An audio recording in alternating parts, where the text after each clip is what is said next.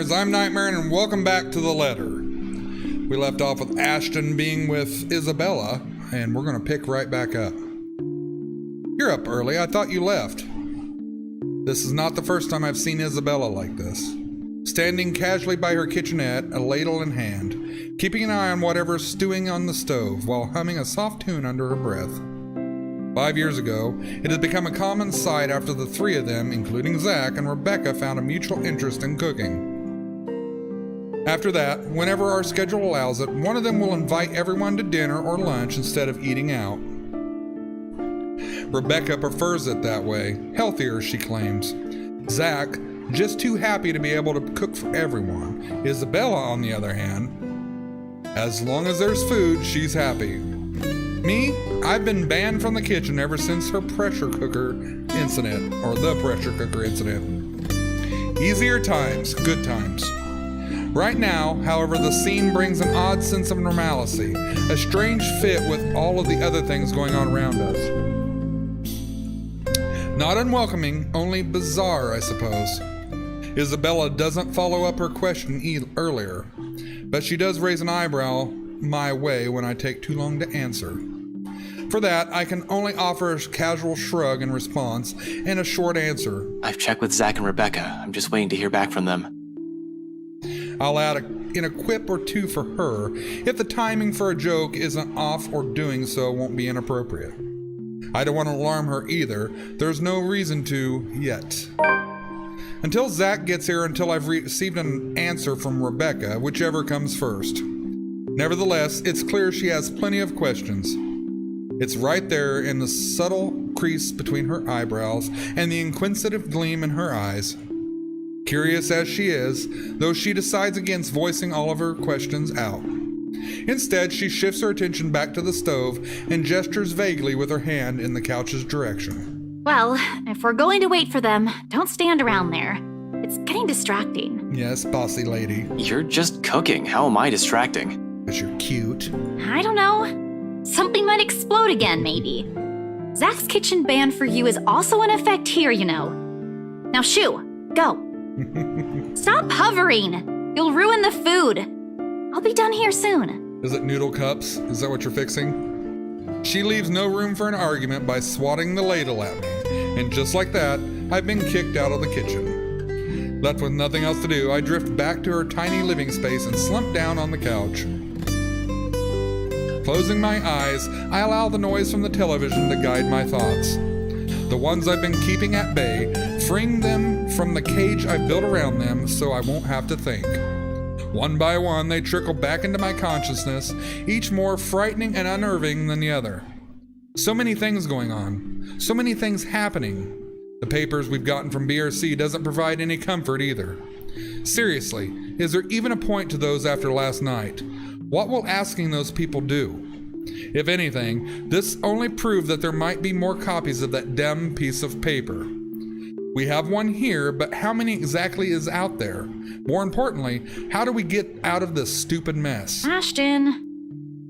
Damn it, I haven't felt this kind of bone-weary exhaustion in years. I don't want to think what might happen next in case I miss something. Shit. Rebecca, Zach, Isabella. They're all depending on me and... Calm down, buddy. Ash!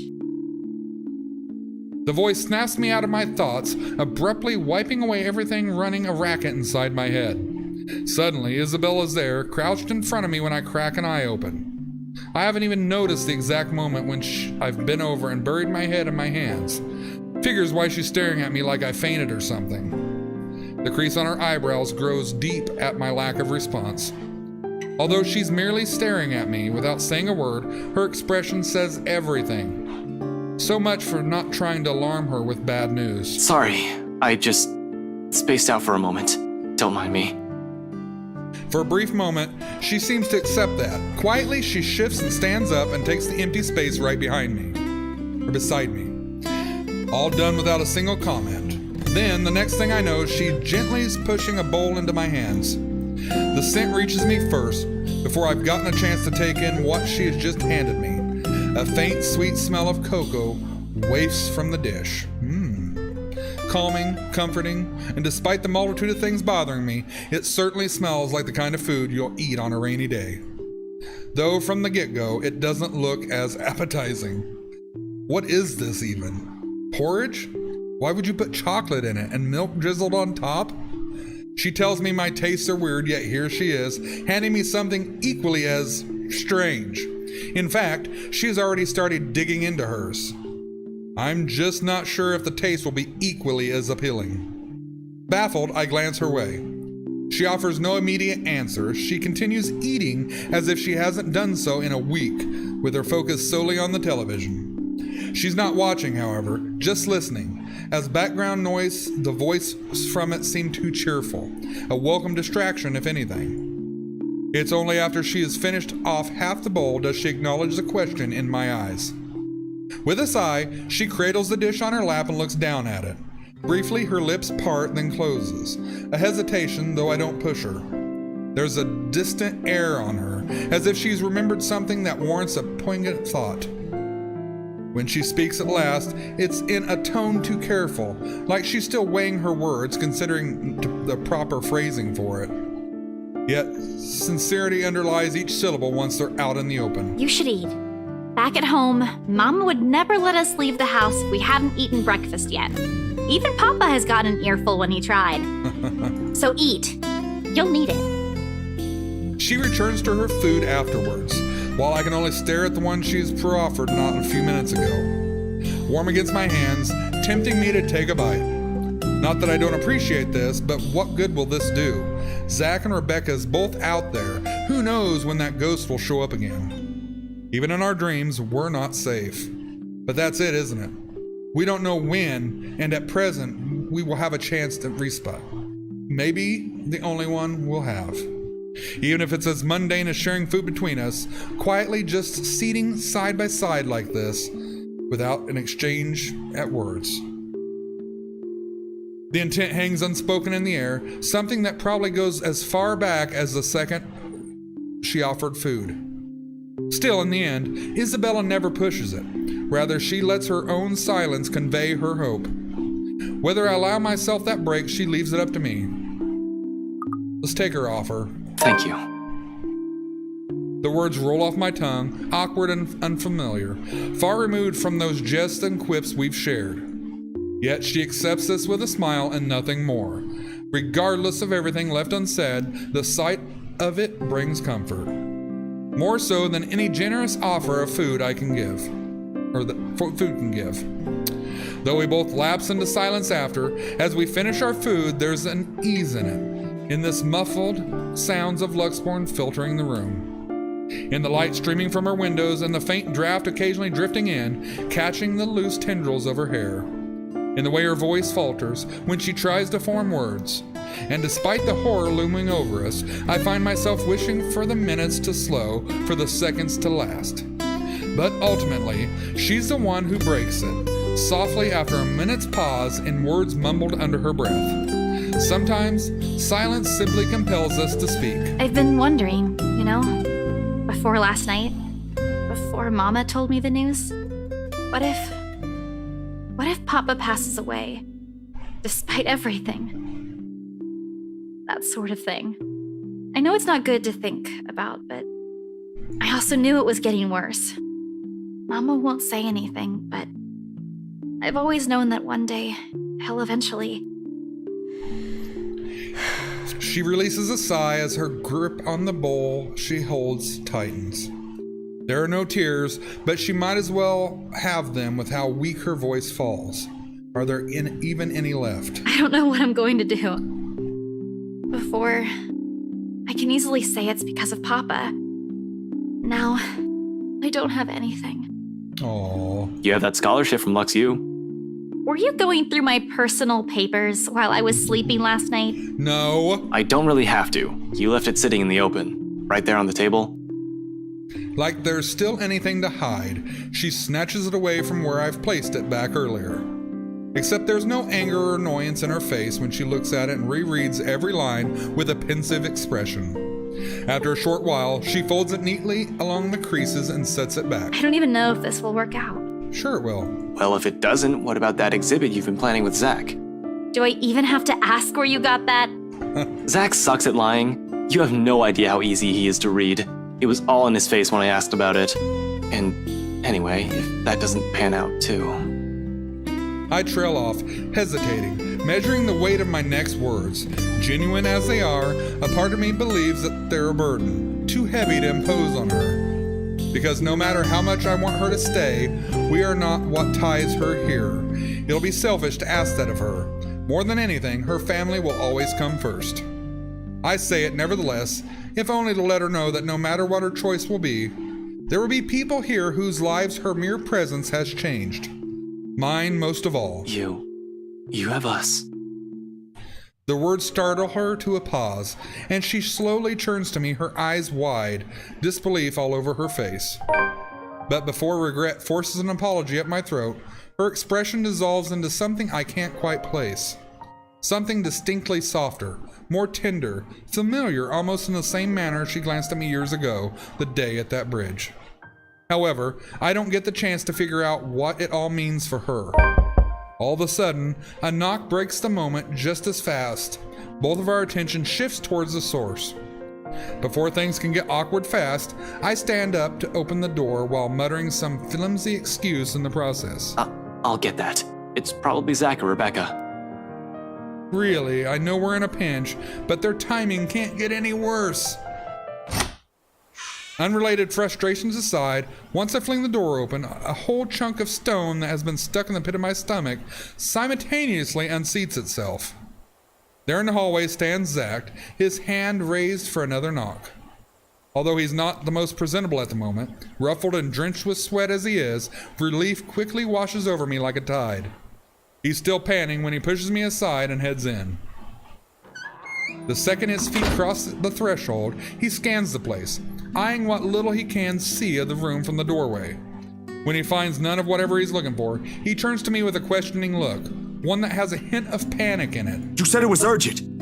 Did anything happen? Is it Becca? Bella? Bella's right here. Everyone's fine. Well, Becca's not here. She went somewhere this morning and hasn't answered any of my calls yet. But Isabella's... I'm here, Zach. Morning. His weight shifts at the same time the stiff line in his shoulder eases, once Isabella walks up to us and welcomes him with a smile. He relaxes then, returning her greeting in kind, and as soon as he lets out the breath he's been holding, the tension's finally off his body. So, nothing's wrong? Why'd you call me here for then? My explanation can wait. He's a lot of explaining to do. The fact that he went to Anselm alone for some God-forsaken reason warrants a proper one. Ghosts or not, he's already been given a warning, and it frustrates me to no end that this might be the plan he mentioned the last time we spoke. I get that he's worried about Hannah Wright. Somehow they become friends, but that's not the issue here. Not when there's a murderous ghost who might go after one of us at any given time. Sure, Zach made it here in one piece. By some dumb luck, he's all right, and this takes one off the list of people I need to worry about. Frankly, as annoyed as I am, I can't just stay angry at him when I look at the situation that way. Hell, if that call didn't connect in the exact minute, there might have been a chance he won't be standing here. That's a blessing in itself. Though first things first, some things still need to be discussed. This one. Except when I open my mouth, the only thing that spills out is my own relief. Despite myself, despite the rational part of my brain screaming everything wrong about Zach's neat little plan, we've had so many close calls within just a single night. Zach showing up in Isabella's doorstep, alive, whole, and unharmed. I might as well take comfort in that while I still can. You're okay. You did tell me not to do anything stupid. Suddenly, the whole room feels too heavy, and all I'm able to do is drop down on the couch. Headaches also threaten to burst in the same moment, or perhaps this is what a release from anxiety feels like. Regardless, I reach a hand up to pinch the bridge of my nose, even if it's likely do nothing to alleviate the impending pain. Christ, you were right there! We have this stupid curse thing going on, and you were right there! You just walked up inside a private property! Those people can easily sue you for breaking and entering, and that's the least of it. I know, Ash. But I can't just leave things as they are. I've got to do something. We all feel that way, buddy. I know you're not very fond of the Wrights, but they don't deserve it if something bad happens. Whoops. Didn't mean to hit that. Sorry. Hannah most of all. God damn it, Zach, I was worried. Unexpectedly, he laughs. Not the half-hearted sort he makes when he's awkward or coming up with an excuse. A genuine one. Before my annoyance grows again, I snap at him, though he suddenly catches me in a headlock, his arms looping around my neck while he grinds his knuckles against my skull. Helpless, I squirm under his grip and protest. Even then, it's hard to do when you're up against a 6-footer. Zach! Aw, he's worried. Why didn't you say so? That cool act ain't gonna fool me anymore. Let go! He relents soon enough, though only after he's done ample damage in my hair. I hate it when he does that. But for a few moments there, the tense mood finally lightened up and everything felt like how it used to be before this whole mess began. Makes appreciating little moments like this easier. Still... Seriously, Zach. Why are you even there? Told you already. I was looking for you. Why didn't you call me? Why would I even go there? Well, you mentioned a plan with Isabella here. I assume that's where you guys went, since that's where she found the letter. No, that's not the plan. Sorry. Stan. I was really at a dead end. The logic in it stuns me into silence, to say the least. Then I remember his hesitance, the tone he has taken before agreeing to go here, and all at once, my anger from what he's done wanes. Partly this is my fault for keeping things vague. I can't berate him from assuming that when I've only left him vague answers. You could have called me. I did. I didn't receive any and my phone was with me. You're kidding, right? I was at it the whole night. The whole atmosphere in the room changes in 2 heartbeats. Back again to the tension-riddled one plaguing us. Zachary stares at me like I've grown another head, then gradually he shifts his attention to Isabella. The expression in his eyes, questioning, asking for confirmation, like my word can't be trusted. Not that I'm holding it against him. I can't even believe the things coming out of my mouth the past few hours. Meanwhile, Isabella stays quiet. Has been like that for quite some time. She looks like she wants to disappear right now. Guilt, frustration, anger, fear, all of flashes fleetingly across her face before it melts away under an expression of worry. Please tell me he's joking. You were there? No, we really didn't get any. Everything was quiet last night. But Zach, at BRC, Ashton and I saw... She never gets to finish that. Sup, I'm Ash from the Abruptly, my phone rings again, blaring its badly sang ringtone through the whole room. Both of them pauses, waiting, while I pull up to check the caller ID. It's Becca. It's Becca. I'll tell her to get here as soon as she can. Excuse me. Without a word, I slip out of the room and answer the call. However, the tone she is assuming isn't what I'm hoping to hear. Ashton, are you there? Ragged, a bit out of breath, there's a tinge of urgency in it. Listening to her from my side of the line makes it seem like she just ran a marathon prior to this call. Becca, where? I got your message. What happened? Nothing. Yet? Where are you? Downtown. I had to make a quick visit to the library. Listen, Ash, about that thing Isabella has been talking about. There's something you guys need to... This must be where she was at the library and got chased, where I originally killed her. Yeah. Please tell me you didn't... Whatever. Save it for later. I'm at Salemwell. If you can get here as soon as possible, that'd be really great. This is related to that. You're there? Is Isabella with you? Yeah, Zach too. With a quick press of the button, I switch it to the loudspeaker and step back into Isabella's apartment. I hold out the phone towards the two, giving it 2 shakes, urging them to speak. Both are still carrying worried looks on their faces. This should ease that. Rebecca's asking for you two. Becca? Is she okay? Hey, Becca! Hello, Rebecca. Odd morning we're having, eh? Hey, you two. What's happening over there? Is this something I should be worried about? Yes, it's an intervention. We'll tell you once you get here. Please, hurry. I don't like the sound of that, Ash. But I'm on my way. Give me a few minutes. I'm driving. She mumbles a goodbye and then hangs up. Becca's the last person I need to account for, yet that call left an even more strained tension in the room. Thankfully, we don't have to linger in it for too long. She only takes a matter of minutes to get here, and the second she steps into the room, Isabella clings to her. I'm so glad you're okay. Ashton checked on you this morning, but... He did? I'm sorry. I was in a hurry. I didn't have time to drop by and let you know. It doesn't matter. What's important is you're here. Not burnt to a crisp or brutally murdered somewhere. Whole, alive, although she seems a bit shaken, it doesn't really matter in the grand scheme of things. At least now I can relax, ease the pressure off my shoulders, if only by some. But the minute Isabella pulls away from her, she winces. A small reaction, the younger woman doesn't even catch it.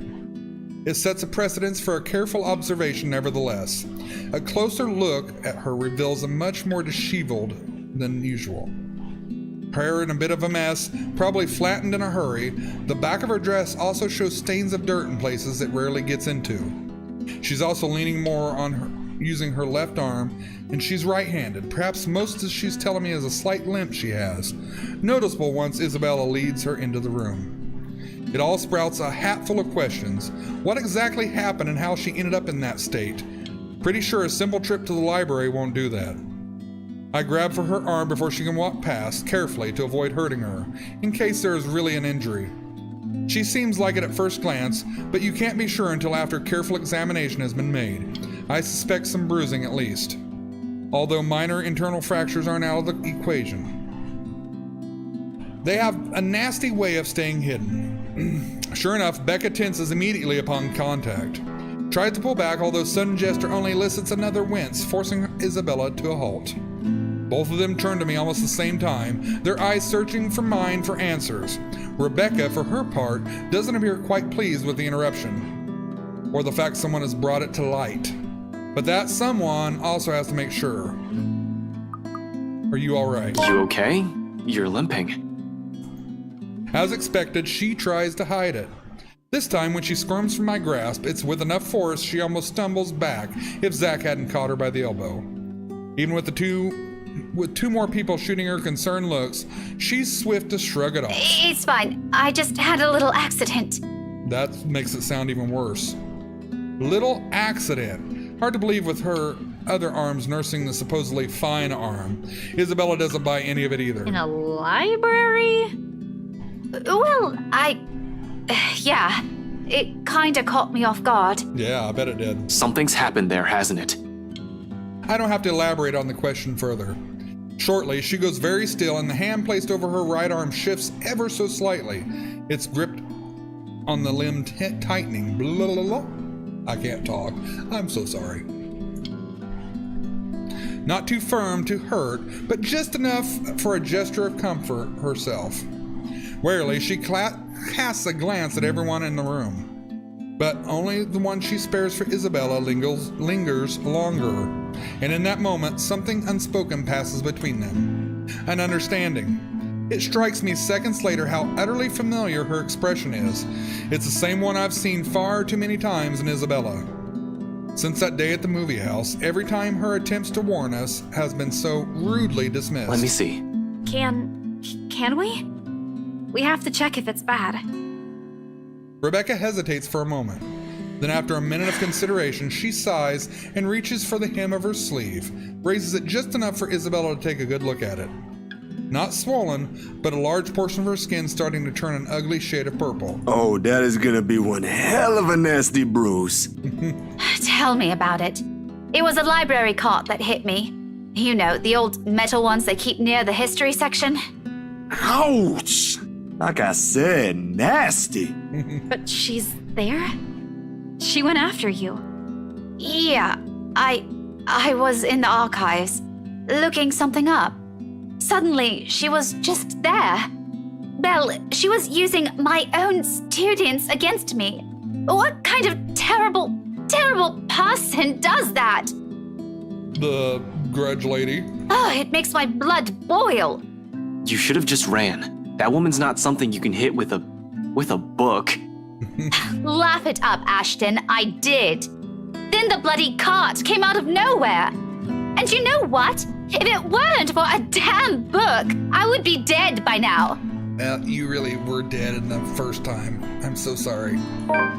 Silence descends in the room as the gravity of that one word hits all of us. Dead. Another close call. Another would have. Another one we've narrowly avoided. How long can we keep this up? We're bound to break at one point. No normal human being with a sane mind can last like this. It's a miracle Isabella hasn't cracked yet. After all, she's the one who found that letter. I've expected her to have caved in by now, yet her voice, calm and composed in the face of this, is what cuts through the thick air. I'll go get a cold compress for that arm. You guys take a seat first. Ashton and I, we have a lot of things to talk about. That marks the end of it, at least for the time being. And as soon as Isabella returns and hands Rebecca the cold compress she promised, we get straight down to business. Surprisingly easy considering the rigid air in the room. Although there's some tense fumbling for words at first, the whole conversation gains steam once what happened last night at BRC has been put on the table. All at once, everything we've brushed off, carelessly ignored, and rudely dismissed may have been laid out for close scrutiny. Zach's encounters with a woman and his dreams, Rebecca's close brushes with death every time she appears. The dread, the fear, the terror she brings out even in the brave of us does. Everything. Because no matter how bleak this all seems, there must still be a way out of this. There has to be logic be damned. Or at least that's what Isabella and I would like to believe. Yet, even as the cold morning light shifts into the warm hues of the late afternoon and eventually night, none of this still makes fucking damn sense. Darkness has fallen, but we're still nowhere near figuring things out. If anything, we're more at a loss than we've ever been before we've even started this. The next thing I know, frustration rears its ugly head as the sheets of paper I've been holding smacks the table harder than I've intended. The sound of it echoes loudly in the small room, and everyone simply falls silent, along with its release, another long-held breath. Perhaps the 100th since this morning. We aren't getting anywhere at this rate. Don't just drop it. There must be something in this we aren't seeing yet. It's an odd thing to hear from her, the very words I've been telling myself every single time I find myself facing a dead end. We can use a little of optimism right now, I guess. I know, but what are we supposed to be looking at here in the first place? Well, we already looked through those files. You're the one that picked them out last night, right? All of them? I'm pretty sure every person we've checked in there isn't necessarily involved. One client possibly died of old age. Remember, you found that dumb paper. Not so dumb if it can kill all of us. Very funny, Z-Man. Anyway, like I said, you discovered that paper right before the open house. No one else was allowed inside during that time. It's too broad of a scope if we include every single person. In fact, the only notable ones are C and Jean Marie. But if we're going to include them in this count, shouldn't there have already been more than enough people to end this fucking curse already? How does this thing even work? Yeah, okay. They went in and out of this place. But no, you still don't get it. What I'm trying to say about those clients is... Shouldn't we look into the mansion too? That's where the letter came from. That's where she came from. Maybe it's just as the professor says. He did tell me there might be more to this than what I might be thinking. Yeah. I mean, look at all this stuff Rebecca brought with her. Apparently our teachers have been lying to us all these years. So who knows? Yeah, so I think there's... Whatever it is revolves around the mansion, obviously, and Lady Ermengarde. I think it has something to do with the witch. Pretty sure. Hey, now don't blame us. Blame the bloody books they wrote. Quietly, Isabella reaches for one of the papers Rebecca has brought with her and carefully inspects the words printed on the page. A copy of an old newsprint from even before the city had been founded.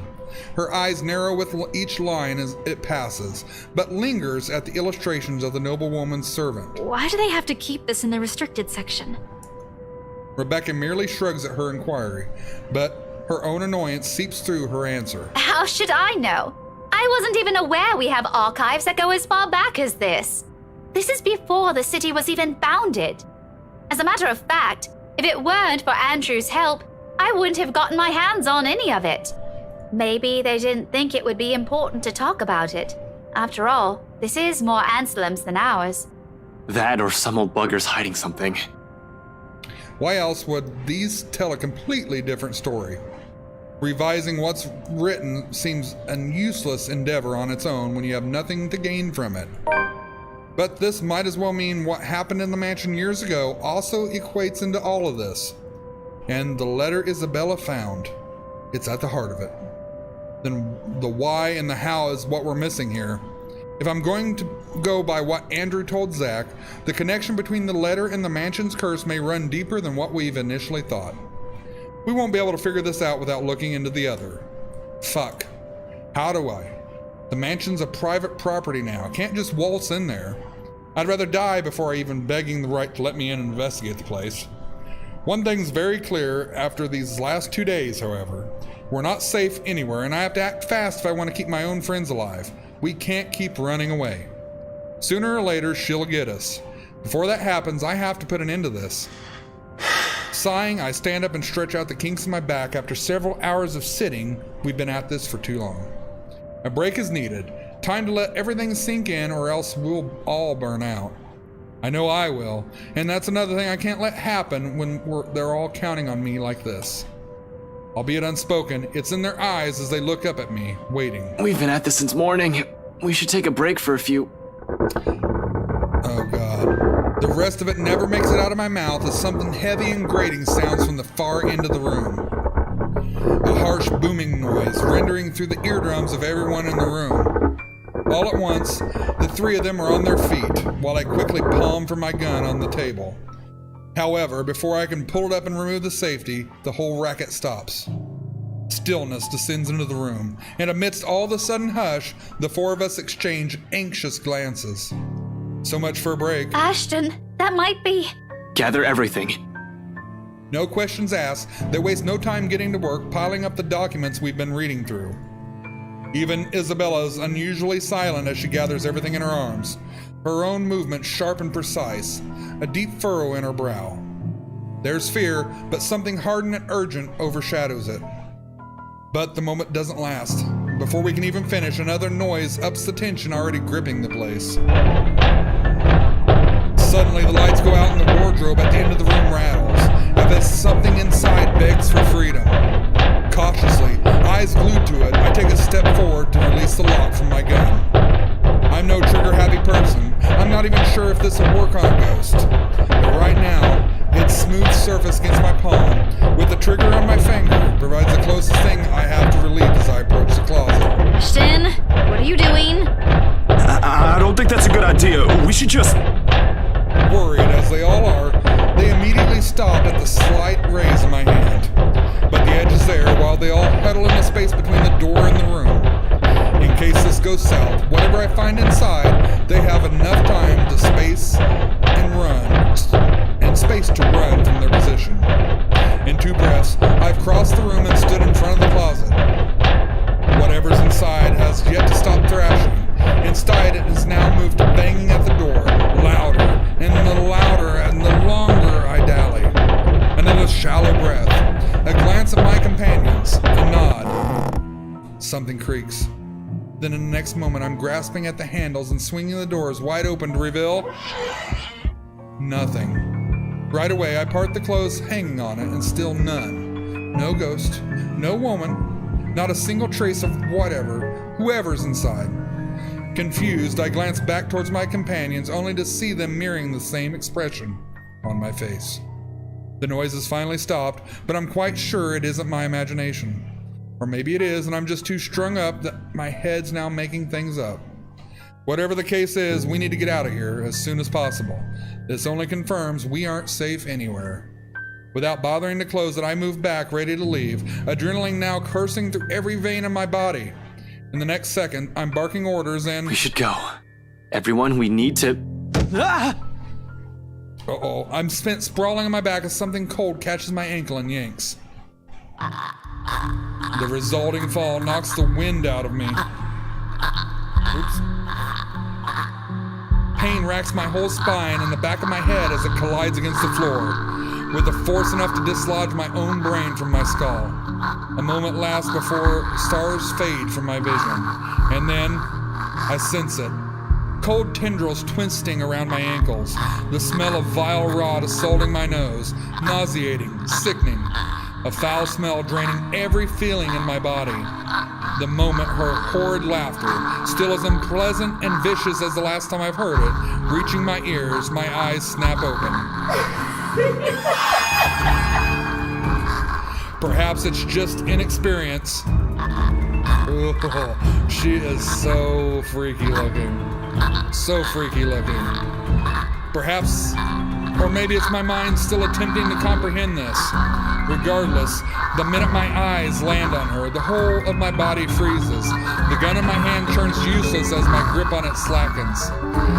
It's in the manner her gaze bores on me. I'll say, the look of utter hatred of malice. I've seen it loads of times. From suspects, mostly murderers, who never regretted their actions despite being caught. This is the face of someone you can no longer reason with. And I know, the moment she laughs again and starts dragging me towards her, it's already going to be the... Ashton! Snap out of it! No, I can't die here. Not yet. The haze fades from my mind and instinct kicks in and there... Everyone out! Get out! Get out of here! With one powerful tug, I yank my foot out of her grip and scramble back to my feet, ignoring the piercing wells she fills the room with. With the span of a second, I'm gunning for the door, grabbing the wrist of the first person my hand can reach, and leading everyone out. Into the hallway, down the flight of steps, and right inside my car. I waste no time flooring the gas pedal the second the last person closes the door behind them. And in a short while, I'm driving us out of Salem Well. I don't even entertain the thought of winding down just yet, even as the last of the woman's painful cries fade into the night. All right, we're gonna save here and end this episode. So that was a eventful episode. So I wonder, what should they do? What do you guys think should be done here? Should they consult Professor Andrew more? Should they? I think they need to get into the mansion and the history of it more. Find out what exactly is going on, because it seems like the servant of Lady Ermengarde has something to do with this. So yeah, so check out my other videos, be nice to one another, and we'll meet in the next video.